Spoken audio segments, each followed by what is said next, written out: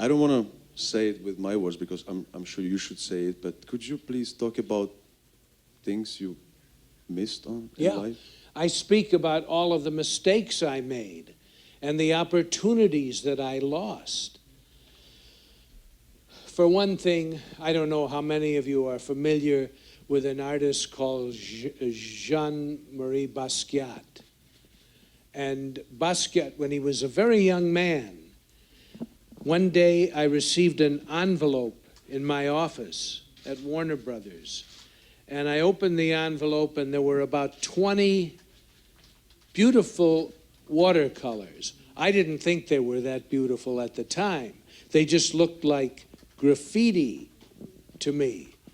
And I looked through them and I thought, these are nice. I threw them away. They would today be worth about $20 million. But I didn't understand them, I admit.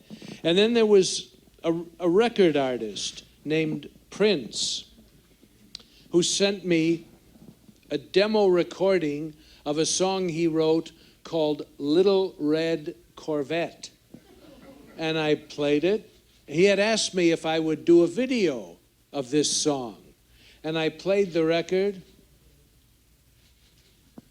No, thank you. Out.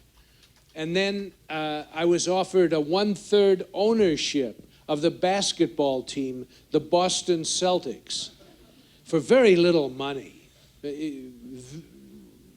Very little money. And I decided not to do it because at that time the team was losing money.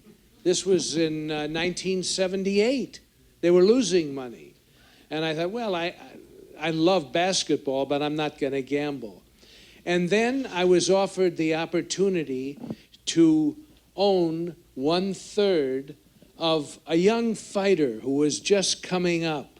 He was being trained by a great fight trainer named Cus D'Amato. And he told me about this young man, 15 years old, who was going to be a heavyweight champion. And I said, Cus, it'll be years before you're a great trainer, but who is this guy? His name was Mike Tyson. And so I passed on ownership of him. And then a number of years later, Francis Coppola, my friend and partner at the time, came to me with a script. And he said, here, we can produce this script. Our company can produce this. I read the script. This is awful. What is this? I said, are you going to direct this? And he said, no, but we can produce it. It was called Star Wars.